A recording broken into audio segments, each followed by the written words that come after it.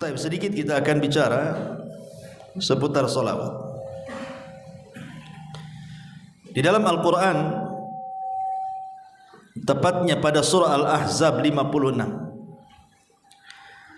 Allah Subhanahu wa ta'ala berfirman, innallaha wa malaikatahu yusalluna 'alan nabi ya ayyuhalladzina amanu sallu 'alaihi wa sallimu taslima.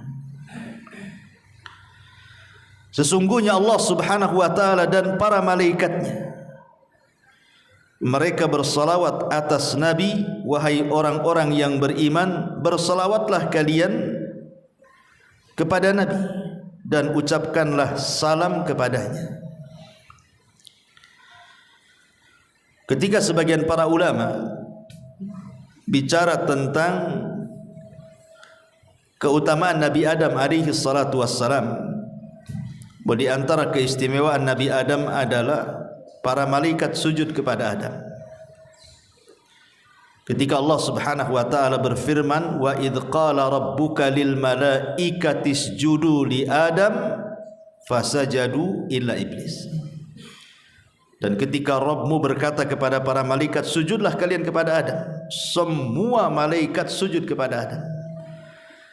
Maksudnya di sini sujud penghormatan, bukan sujud ibadah. Ada juga yang mengatakan bahwa sujudnya para malaikat kepada Adam itu bukan kepada jasadnya, tapi kepada ruhnya. Karena yang mulia pada jasad manusia itu bukan jasadnya, tapi ruhnya. Ada juga yang berpendapat sujudnya malaikat itu kepada Adam seolah-olah menjadikan kiblat bagi para malaikat, seperti kita sujud mengarah ke Ka'bah karena kita jadikan kiblat, bukan menyembah Ka'bah. Terlepas daripada takwil para ulama, apa maksud sujudnya para malaikat kepada Adam, yang jelas bukan sujud ibadah. Sehingga sebagian ulama mengatakan, lihat bagaimana Adam dimuliakan dengan sujudnya para malaikat, tapi tidak ada malaikat yang sujud kepada Nabi. Malaikat sujud kepada Adam, tapi tidak sujud kepada Nabi SAW. Kalau begitu Adam lebih mulia dibandingkan Rasul. Kita katakan tidak. Rasul kita Muhammad SAW jauh lebih mulia dibandingkan Adam. Mana dalilnya? Ini dalilnya. Innallaha wa malaikatahu yusalluna 'alan nabi. Sesungguhnya Allah dan para malaikatnya, mereka bersalawat kepada Nabi. Secara bahasa, antum yang belajar bahasa Arab, sujudnya para malaikat kepada Adam itu cuma satu kali. Makanya menggunakan fi'lul madhi. Fi'il madhi, fasajadu, bukan fayasjudu, tapi fasajadu. Artinya sujudnya sudah lampau dan hanya dilakukan satu kali. Tetapi salawatnya Allah kepada para malaikat dan juga para malaikatnya kepada Nabi SAW adalah senantiasa terus menerus. Makanya menggunakan fi'lul mudhari, yusalluna, shalla yusalli, menggunakan fi'il mudhari. Dan fi'il mudhari itu diantara faedahnya adalah al-istimrar, terus menerus. Jadi bukan sekali saja bersalawat, tapi terus menerus bersalawat. Dan salawat lebih afdal, lebih mulia dibandingkan sujud. Ma'asyiral muslimin yang dimuliakan Allah Azza wa Jalla.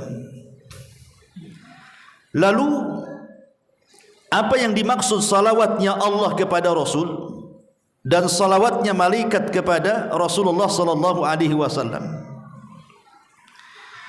Adapun salawatnya Allah kepada Nabi sallallahu alaihi wasallam, maksudnya pujian Allah kepada Rasul fi mala'il a'la, di atas makhluk-makhluknya yang ada di langit sana, di hadapan para malaikat. Allah memuji Nabi sallallahu alaihi wasallam. Adapun salawatnya para malaikat kepada Nabi sallallahu alaihi wasallam adalah ad-du'a bil barakah, para malaikat mendoakan Rasul dengan keberkahan dan juga istighfar, memintakan ampun akan dosa-dosanya. Ma'asyiral muslimin yang dimuliakan Allah Azza wa Jalla, kita bahas sedikit tentang faedah salawat.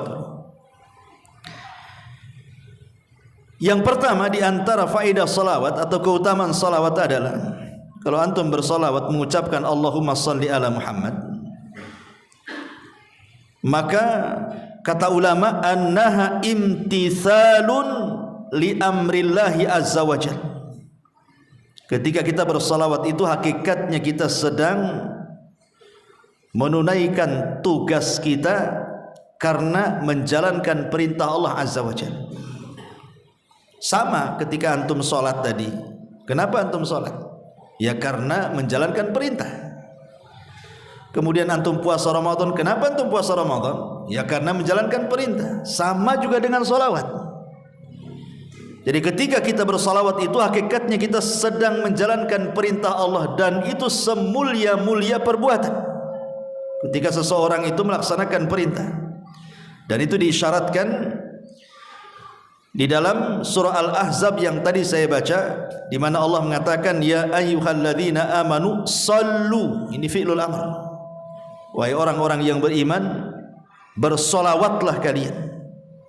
Artinya Allah memerintahkan dalam surah Al-Ahzab supaya kita bersolawat kepada Rasul. Jadi ketika kita bersolawat, hakikatnya kita sedang menjalankan perintah. Ini yang pertama. Yang kedua, annaha tarfa'u darajatil musalli fil jannati wa tukaffiru dhunubahu wa sayyi'atahu. Bahwa salawat kepada Nabi sallallahu alaihi wasallam bisa mengangkat derajat di mana? Di surga, dan menghapuskan dosa-dosa dan juga keburukan. Dan ini berdasarkan hadis Anas ibn Malik radhiyallahu anhu. Nabi sallallahu alaihi wasallam bersabda, man shalla alayya salatan wahidatan sallallahu alaihi ashra salawatin wa khuttat anhu ashru khati'atin wa rufi'at lahu ashru darajatin. Subhanallah, lihat faedah salawat di sini. Dari Anas bin Malik radhiyallahu anhu, Rasulullah SAW bersabda, barang siapa yang bersolawat kepadaku satu saja solawat, kita katakan Allahumma salli ala Muhammad, maka imbalannya Allah subhanahu wa ta'ala berikan 3 imbalan. Satu ibadah, 3 imbalan. Yang pertama, dengan sebab salawatnya kita kepada Nabi sallallahu alaihi wasallam, Allah bersalawat kepada kita 10 kali. Dan salawatnya Allah, saya katakan tadi, adalah pujian Allah kepada kita di hadapan makhluknya yang ada di langit sana. Bayangkan antum jadi selebritis langit, Allah memuja-muja antum di langit sana 10 kali di hadapan para malaikatnya. Hanya gara-gara satu salawat kepada Rasul menyebabkan Allah memuji kita 10 kali. Kemudian juga yang kedua, wa khuttat anhu asyru khati'at. Cukup sampai di situ? Tidak. Dan akan dihapuskan darinya 10 kesalahan. Cukup. Rasul katakan wa rufi'at lahu asyru darajat, dan akan diangkat 10 tingkatan. Luar biasa. Ya, salawat 1 kali saja sudah sedemikian rupa pahalanya.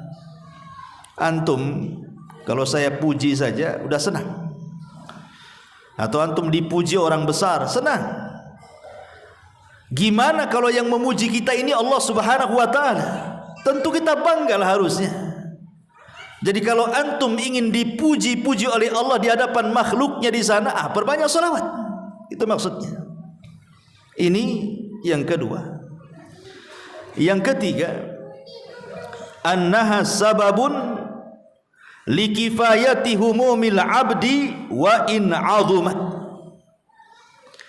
Dan memperbanyak salawat itu bisa mengobati kebingungan. bisa mengobati kebingungan. Orang kan banyak masalah setiap harinya, ikhwan. Orang itu pasti akan ditimpa musibah setiap harinya. Masalah ini, masalah itu, macam-macam masalah. Kadang-kadang hidup kita ini kayak orang bingung, stres. Maka di sini dengan cara bersolawat, maka stres kita, bingung kita itu akan hilang. Dan itu berdasarkan hadis Ubay bin Ka'ab radhiyallahu an dari Nabi sallallahu alaihi wasallam ketika dia berkata kepada Nabi sallallahu alaihi wasallam, "Ya Rasulullah, inni ukthiru salata 'alaika, fakam aj'alu laka min salati?" Faqala ma syi'ta. Qala qultu ar-rubu'. Qala ma syi'ta. Fa in zidta fa huwa khairun laka. Qultu nisf. Qala ma syi'ta. Fa in zidta fa huwa khairun laka. Qala qultu, dia mengatakan thulutsaini. Qala ma syi'ta. Fa in zidta fa huwa khairun laka. Qultu aj'alu laka salati kulliha. Qala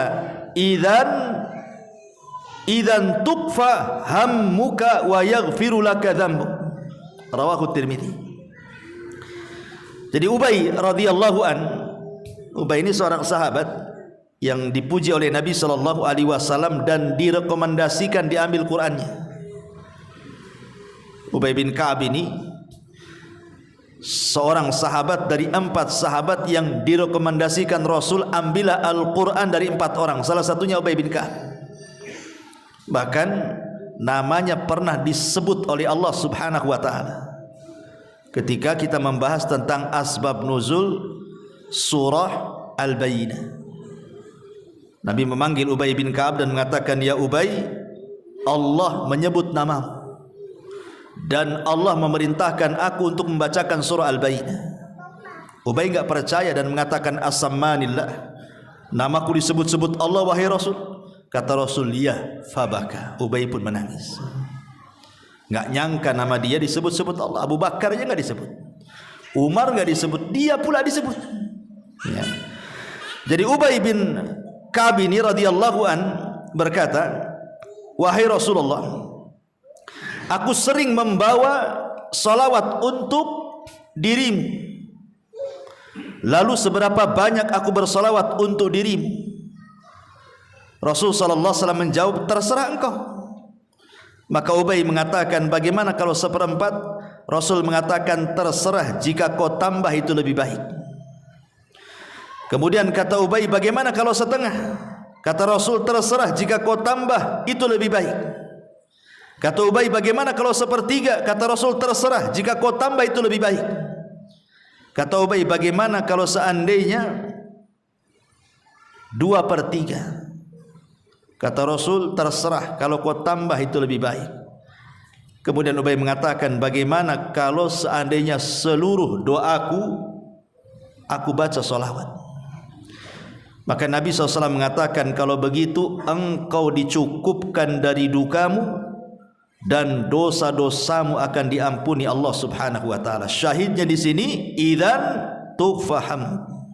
Kalau begitu dukamu, stresmu, bingungmu akan dicukupkan Allah. Artinya akan dihilangkan. Coba saja kalau antum banyak masalah, atau ada masalah yang antum tidak bisa keluar dari situ, kayaknya kiamat lah ini karena mungkin masalah yang terlalu berat.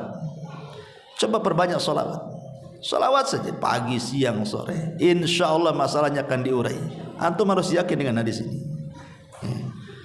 Antum enggak yakin itu kan enggak diamalkan masalahnya. Kalau stres malah tidur kan itu. Bangun tidur stres lagi lah. Gitu ya. Taib. Kemudian yang nomor 4, bahwa salawat kepada Nabi sallallahu alaihi wasallam annaha dalla ala mahabbatihi sallallahu alaihi wasallam. Jadi dengan memperbanyak salawat kepada Nabi sallallahu alaihi wasallam menunjukkan bentuk kecintaan kita kepada Rasul. Ingat kata Imam Ghazali rahimahullah dalam kitabnya Ihya Ulumuddin, dia mengatakan Man ahabba syai'an aktsara min dzikri. Kata Imam Ghazali, siapa yang mencintai sesuatu, pasti dia akan banyak menyebut-nyebut sesuatu yang dicintainya itu. Pasti itu. Kalau antum suka sesuatu, pasti akan disebut-sebut. Lah, orang yang cinta kepada Nabi SAW, maka dia akan menyebut-nyebut orang yang dicintainya. Seperti antum cinta istri antum, tak mungkin antum menyebut-nyebut istri tetangga pula. Marahlah istri antum. Ya. Maka kalau seseorang itu cinta dengan Nabi SAW, dalam kaidah Imam Ghazali, man ahabba syai'an aktsara min dzikri. Siapa yang mencintai sesuatu, maka perbanyak menyebutnya. Maka seseorang yang memperbanyak salawat kepada Rasul, itu tanda dia cinta dengan Nabi SAW. Sebab orang yang cinta itu kan senang, dan orang yang senang itu pasti akan menyebut-nyebut orang yang disenanginya. Makanya kisah Laila Majnun, si Majnun ini kalau datang malam hari, dia senang dan menyebut-nyebut pacarnya. Kenapa? Karena malam itu dalam bahasa Arabnya Lailun, dan Lailun itu nama pacarnya si Majnun. Jadi kalau datang malam hari senang dia, karena pacarnya hadir di malam hari. Tapi kalau di siang hari enggak suka, karena bahasa Arab siang itu naharun, bukan nama pacarnya. Makanya dia Majnun, gila. Dia suka malam, tak suka siang. Sampai satu hari si Majnun ini berburu dia. Dari kejauhan adalah kijang atau menjangan gitu ya, dikejar sama dia, dipanah, tepatlah kena kakinya, jatuhlah kijang itu. Diambilnya pisau, udah didekati, tengok matanya, kok matanya sama dengan mata Laila, enggak jadi disembelih, dilepas lagi. Makanya Majnun, gila dia. Ya, hanya gara-gara matanya sama dengan nama pacarnya, tak jadi disembelih. Pergi kamu, katanya, karena matamu sama dengan mata kekasihku. Itu orang-orang cinta kan seperti itu. Lah, orang yang cinta dengan Nabi SAW harusnya seperti itu, menyebut-nyebut namanya. Karena Nabi SAW sendiri mengatakan bahwa seseorang itu tidak dikatakan beriman. La yu'minu ahadukum, kata Rasul, hatta akuna ahabba ilaihi min walidihi wa walidihi wan nasi ajmain. Bahwa aku harus lebih kalian cintai dibandingkan anak kalian, dibandingkan orang tua kalian, bahkan dibandingkan seluruh manusia yang Anda cintai. Rasul harus lebih dicintai. Kalau antum lebih banyak menyebut nama istri, harusnya nama Rasul lebih banyak disebut, gitu maksudnya. Karena Rasul harus lebih dicintai dibandingkan pasangan kita. Ini yang keempat. Yang kelima, annaha sababun linaili syafa'atihi. Bahwa memperbanyak salawat itu sebab seseorang akan mendapatkan syafaat Nabi SAW. Nabi mengatakan dalam sebuah hadis yang dikeluarkan oleh Imam At-Tabrani, "Shalla alaihi ashran man shalla alaihi ashran idza asbah wa ashran idza amsa faza bi syafaatihi." Dari hadis Ruwaifi radhiyallahu anhu, barang siapa yang bersalawat kepada Rasul 10 kali di pagi hari, 10 kali di petang hari, maka dia sudah berhak mendapatkan syafaat Nabi. Dalam hadis yang lain, man qala Allahumma salli ala Muhammadin wa anzilhul maq'adal muqarrab indaka yaumal qiyamah wajabat lahu syafaati. Barang siapa yang mengucapkan ya Allah, curahkanlah salawat kepada Muhammad dan tempatkanlah dia di tempat yang terdekat di sisimu pada hari kiamat, apa kata Rasul? Wajabat lahu syafaati. Maka dia wajib mendapatkan syafaat dariku. Dan ingat, di akhirat itu yang dibutuhkan untuk menyelamatkan kita cuma 2.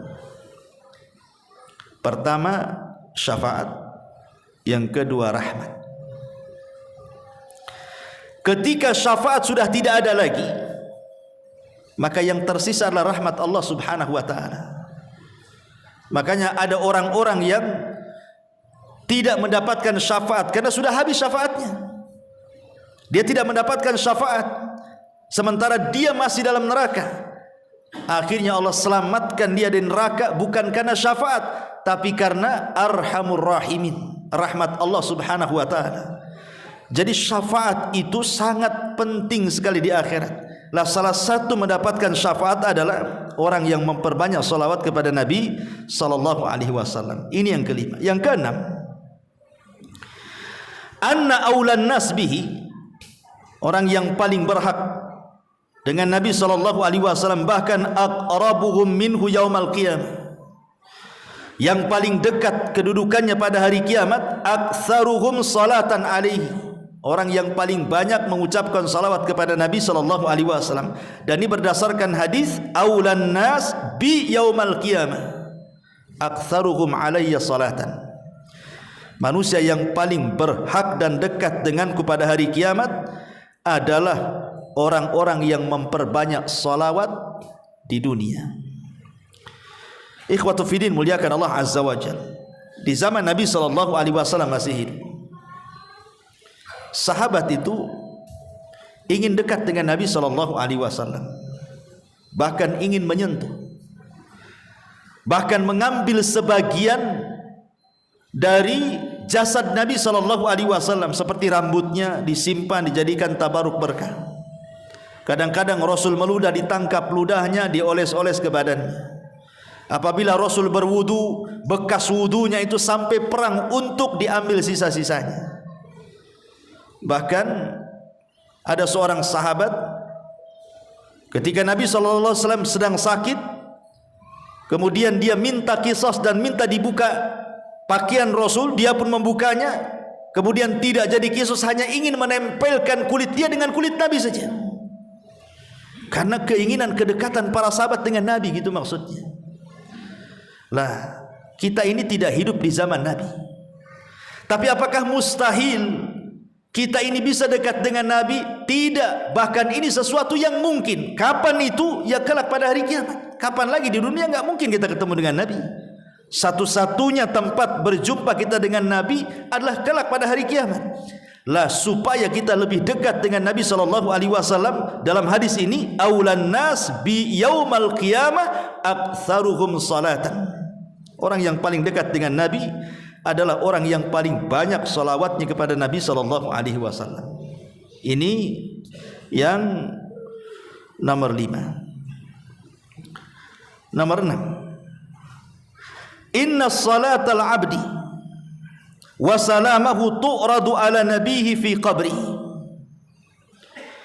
Sesungguhnya salawatnya seorang hamba dan ucapan selamat itu akan ditampakkan kepada Nabi dalam kuburannya. Jadi kalau saya mengucapkan Allahumma salli ala Muhammad, maka ada malaikat yang membawa salawat saya kemudian dibawa ke kuburan Nabi.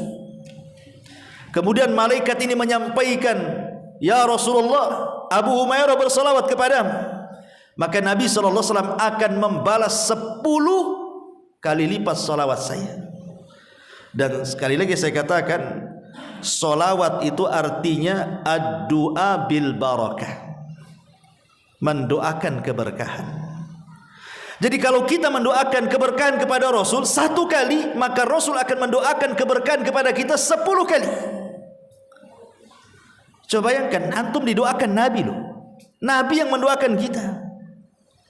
Makanya ada anak kecil Rabi'ah al-Aslami radhiyallahu anhu, belum balik di zaman Nabi. Rabi'ah al-Aslami ini, dia suka membantu Nabi. Dia kalau malam sepertiga malam dia siapkan air. Belum balik anak ini, tapi rajin kemudian menyiapkan apapun yang dikehendaki Nabi SAW di malam hari. Akhirnya Rasul pun iba dengan anak ini. Kemudian satu hari dipanggilnya dan mengatakan, ya Rabi'ah, mintalah sesuatu aku akan beri. Ya kalau anak-anak di zaman sekarang ya pasti minta handphone lah sama Nabi. Itu ya kan, minta apa lagi, minta mainan kan. Tapi anak-anak di zaman itu bukan itu yang diminta. Anak ini belum balik, masih kecil, tiba-tiba mengatakan, jadikan aku temanmu di sorga, katanya. Inni uridu murafaqata fil jannah. Jadikan aku temanmu di surga. Lah anak kecil lo ngomong begitu lo belum balik ini. Ingin menjadi teman Nabi sallallahu alaihi wasallam di surga. Kemudian Nabi SAW mengatakan, kalau begitu bantu aku supaya keinginanmu tercapai. Dengan cara apa? Perbanyaklah kau sujud. Perbanyaklah kau sujud. Maksudnya perbanyak solat supaya cita-citamu tercapai satu surga denganku, gitu maksudnya. Ini anak belum balik kan, luar biasa tuh permintaannya. Maksudnya di sini dengan hadis Rabi' al-Aslami ini, bahwa kalau kita ingin mendapatkan kemuliaan, maka salah satunya adalah meminta doa Nabi sallallahu alaihi wasallam. Lah caranya gimana? Nabi sudah enggak ada. Kalau kita datang ke kuburannya juga mustahil. Mau ngomong apa di kuburannya? Maka yang memungkinkan adalah salah satunya cukup antum di rumah, di masjid, di jalan, bagi ibu-ibu mungkin di dapur, terserah di mana saja. Cukup mengucapkan salawat Allahumma salli ala Muhammad. Salawat kita dibawa malaikat sampai ke kuburan Nabi, disampaikan. Habis itu Nabi SAW mendoakan kita 10 kali lipat dari salawat kita. Kita mendoakan kebaikan kepada Rasul 1 kali, Rasul mendoakan keberkahan 10 kali. Coba bayangkan, luar biasa ya kawan. Ya, itulah keajaiban salawat. Taib asyrul muslimin yang dimuliakan Allah Azza wa Jalla. Kemudian nomor 7, annaha sababun fi istijabatid du'ai. Bahwa salawat itu sebab seseorang bisa memungkinkan untuk cepat dikabulkan setiap permintaannya. Dari Fadalah Ibn Ubaid radhiyallahu an, dia mengatakan, Nabi SAW satu hari mendengar ada seseorang dalam solatnya dia tidak bersolawat kepada Nabi SAW. Jadi ada orang solat kemudian berdoa, Nabi dengar, tapi dalam doanya tidak menyertakan solawat. Jadi sami'an Nabi SAW rajulan yad'u fi salatihi falam yusalli ala Nabi. Apa kata Nabi SAW? Ajilah hada, tergesa-gesa orang yang berdoa. Thumma da'ahu faqala lahu, kemudian Rasul memanggil laki-laki itu dan mengatakan kepadanya, idza shalla ahadukum falyabda bitahmidillahi wathana alaihi thumma liyusalli ala nabi sallallahu alaihi wasallam thumma la yad'u ba'du bima sya'a, kata Rasul. Sini, kalau engkau berdoa, 1, mulailah dengan pujian kepada Allah. 2, bersalawatlah kepada Nabi sallallahu alaihi wasallam, kemudian berdoalah sesukamu. Jadi Nabi sallallahu alaihi wasallam mengajarkan kepada kita bagaimana kaifiah doa. Tentu yang dimaksud doa di sini doa masalah. Karena doa itu kan ada 2, ada doa ibadah, ada doa masalah. Kalau doa ibadah itu ya doa rutinitas antum. Doa mau tidur itu yang dibaca, besok itu lagi yang dibaca. Doa pada tidur itu juga yang dibaca. Masuk WC itu juga yang dibaca. Itu namanya doa ibadah. Doa yang dibaca secara rutinitas itu disebut doa ibadah. Ya. Dan setiap ibadah itu ada doa ibadah. Ketika antum sholat, ketika antum baca Quran, ketika antum puasa, di balik ibadah itu ada doa ibadah. Karena tujuan antum sholat supaya berdoa, sholatnya diterima kan itu. Sholatnya berpahala. Tetapi yang dimaksud di sini adalah doaul masalah. Doa ketika antum ada masalah. Ketika usaha antum gulung tikar, ada masalah keluarga, ada masalah dengan anak, ada masalah dengan orang tua, ada masalah di kantor, macam-macam. Itu namanya doa masalah. Lah itulah doa masalah. Kalau antum meminta ingin masalah-masalah antum dihilangkan saat berdoa itu, jangan tinggalkan 2 perkara. Pujian kepada Allah, salawat kepada Rasulullah, baru meminta penyelesaian. Itu maksudnya. Ya. Ini yang nomor 7. Nomor 8, annaha min alamati tauqirihi sallallahu alaihi wasallam wa min dalailil iman. Jadi memperbanyak salawat itu tanda kita ini menghormati Nabi, memuliakan Nabi sallallahu alaihi wasallam, dan itu dalil dari keimanan kita kepada Nabi SAW. Berdasarkan surah Al-Fat ayat 9, litu'minu billahi wa rasulihi wa tu'azziruhu wa tuwaqqiruhu wa tusabbihuhu bukratan wa asila. Hendaklah kalian beriman dengan Allah, dengan Rasulnya, memuliakan, menghormati dan bertasbihlah di waktu pagi dan waktu petang. Kemudian yang nomor 10, annaha sababun li tayyibil majalis atau li tibil majalis wa alla ta'uda hasratan ala ahliha yaumal qiyamah. Dan salawat kepada Nabi itu untuk memperbaiki majelis, bahkan supaya majelis itu tidak menjadi kerugian kelak pada hari kiamat. Jadi kalau antum ngobrol, sebelum ngobrol entah ngobrol berdua atau bertiga di warung kopi gitu ya, atau antum mungkin ngobrol dengan tetangga di teras atau di manalah, maka jangan lupa selipkan sholawat. Allahumma sholli ala Muhammad, baru ngobrol ya. Karena begini, Nabi SAW mengatakan dalam sebuah hadis, Nabi SAW mengatakan, hadis dari Abi Hurairah radhiyallahu anhu yang disahihkan oleh Syekh Nasiruddin Al-Albani rahimahullah taala, ayyuma qaumin jalasu fa atalul julus thumma tafarraqu qabla an yadhkurullaha aw yusallu ala nabiyhi kanat alaihi tiratan minallahi azza wajalla in syaa adzabahum wa in syaa ghafara lahum. Tidaklah sekelompok orang duduk-duduk di satu majelis, kemudian mereka bangkit dari majelis tersebut tidak berzikir kepada Allah, tidak membaca salawat kepada Nabi SAW, melainkan majelis itu adalah majelis yang cacat dan kerugian pada hari kiamat. Kalau Allah mau, Allah akan azab gara-gara majelis itu, dan kalau Allah mau, Allah ampuni gara-gara majelis itu. Bayangkan ya, orang kalau bermajlis duduk bertiga, berempat atau rame-rame, kemudian antum baca salawat, maka pahalanya luar biasa. Majlis itu jadi berkah. Majlis yang tidak berkah jadi berkah. Itu kan kebaikan luar biasa. Kemudian yang nomor 11, annaha sababun lisabati ala sirat. Memperbanyak salawat adalah sebab seseorang itu akan mampu menyeberangi titian siratal mustaqim.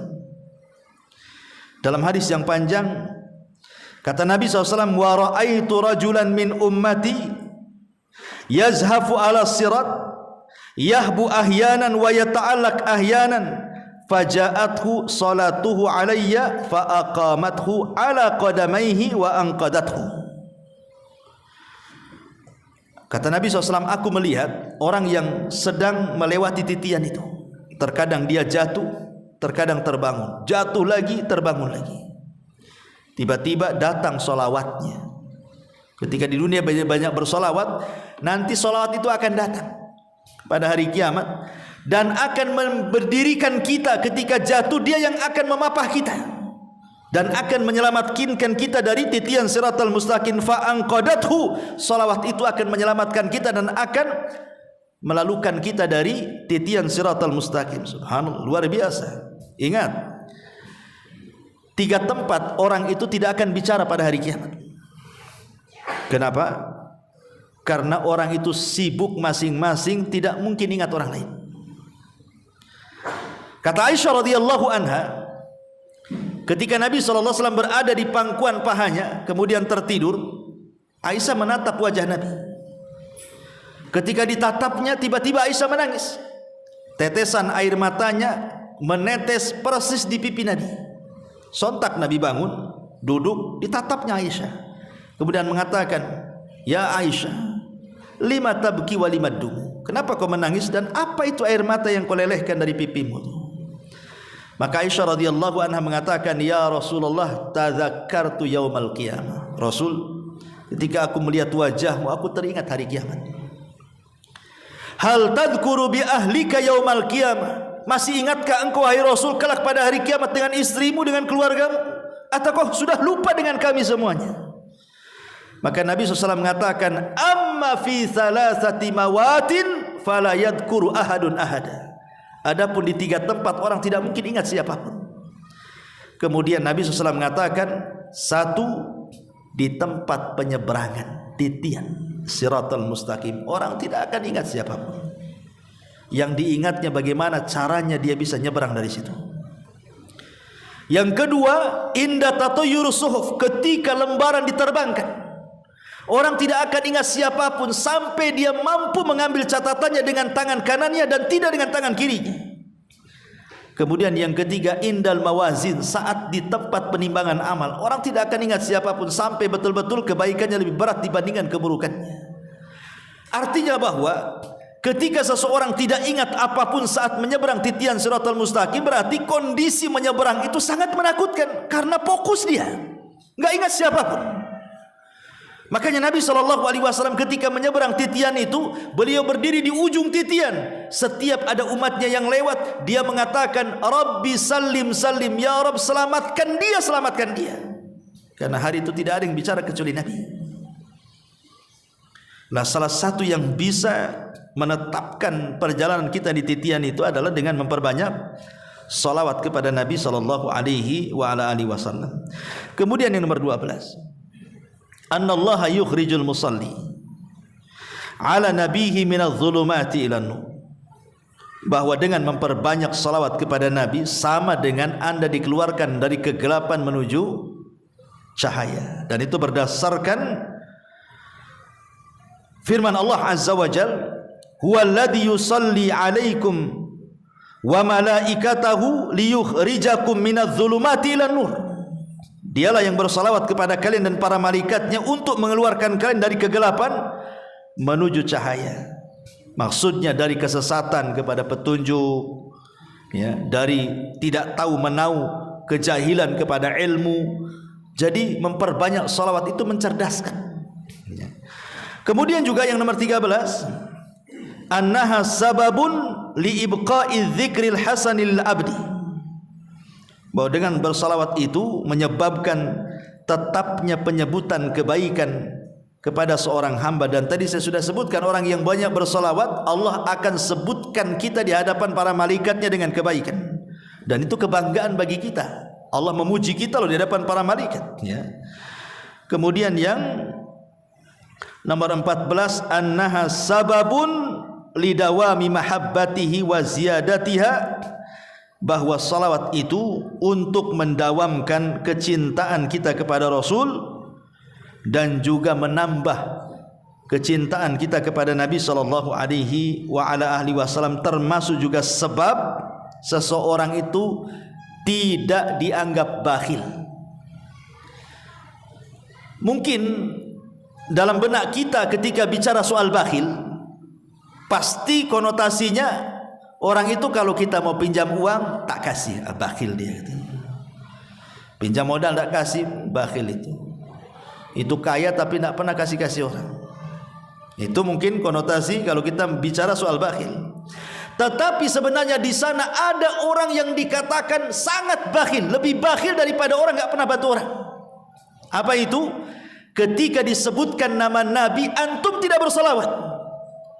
Maka kata Rasul itu abkhaluna, sebakhil-bakhilnya manusia. Apabila nama Rasul disebut, antum diam saja.